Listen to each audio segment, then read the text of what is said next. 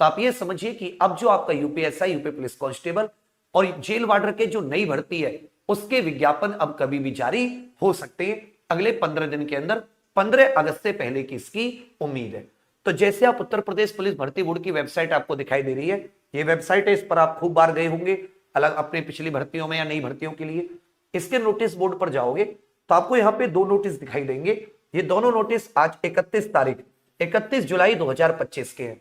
एक तो है कि यूपी पुलिस भर्ती एवं प्रोन्नति बोर्ड द्वारा जो ये ओटीआर है इसकी प्रणाली लागू किए जाने के संबंध में महत्वपूर्ण सूचना का प्रकाशन, और दूसरा जो है कि आपको वन टाइम रजिस्ट्रेशन कहां पर करना है उसका ये लिंक दे रखा है।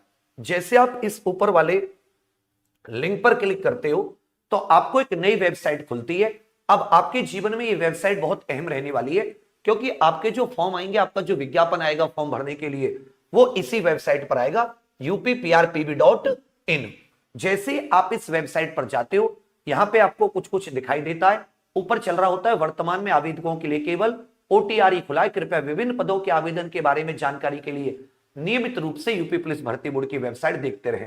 यहां पर बहुत कुछ है। यहां पर है कि भाई आपके कोई डाउट है ओटीआर के संबंध में हिंदी में, यहां पर क्या रखा है, अभी कोई विज्ञापन लाइव नहीं है, लेकिन जल्दी आपको यहां पर विज्ञापन लाइव दिखेगा यूपीएसआई का, यूपी पुलिस कांस्टेबल का और यूपी जेल वार्डन का। ठीक है भैया। अब आपका रजिस्ट्रेशन की प्रक्रिया पूरी समझा देता हूं आपको। यह है वो जहां से आपको न्यू यूजर जो है उनको रजिस्ट्रेशन करना है। जैसे आप इस पर क्लिक करते हो आपको यहां पर ये सब कुछ खुलेगा। जैसे मैं एक एक चीज को आपको दिखाई दे रहा हूं, जितने भी हैं उन सभी के लिए ओटीआर अनिवार्य है। जो भी यूपीएसआई, यूपी पुलिस कांस्टेबल या ऐसी ही किसी भर्ती का फॉर्म भरना चाहते हैं, भली बात, इसमें जो भी डिटेल्स होंगी, जो भी आप फॉर्म में, वो आपकी 10th की मार्कशीट और जो आप वेरीफाई करोगे आधार कार्ड से, पैन कार्ड से, पासपोर्ट से, उसके अनुसार होंगी। केवल एक ओटीआर करें। कितना? केवल एक ओटीआर करें, एक से ज्यादा ना करें वरना आपका कैंसिल हो जाएगा। और एक और चीज आप लोग चौथी यहां पर बहुत ध्यान से, कि इसमें आप बाद में बदल नहीं सकते, बाद में सूचना को बदल नहीं सकते।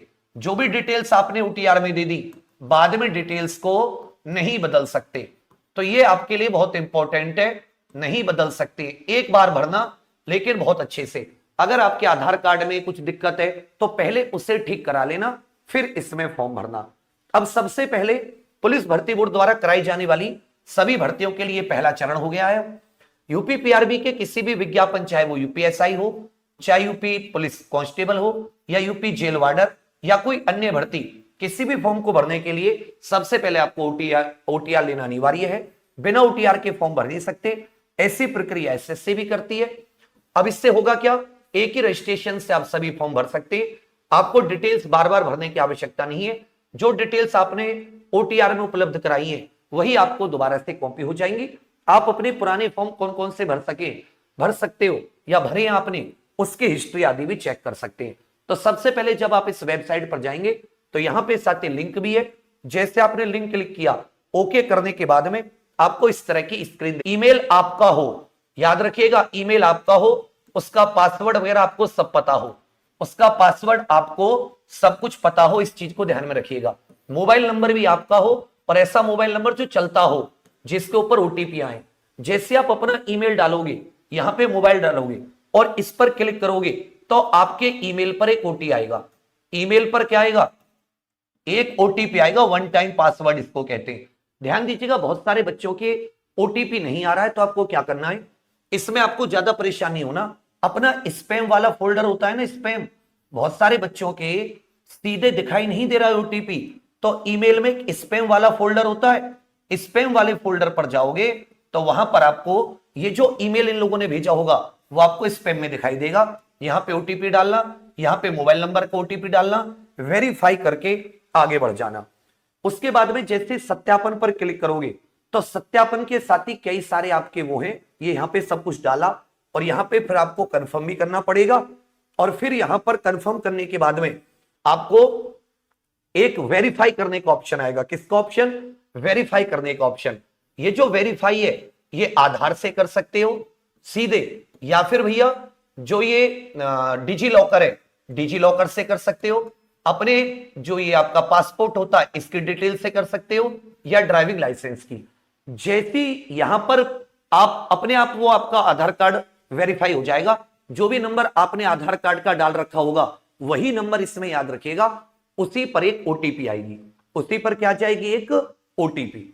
उसके बाद में आगे बढ़ेंगे तो यहां पर आप जब ये सत्यापन पर क्लिक करोगे सारी की सारी चीजें, आधार वेरीफाई सक्सेस हो जाएगा, जिससे भी आप वेरीफाई कराओगे।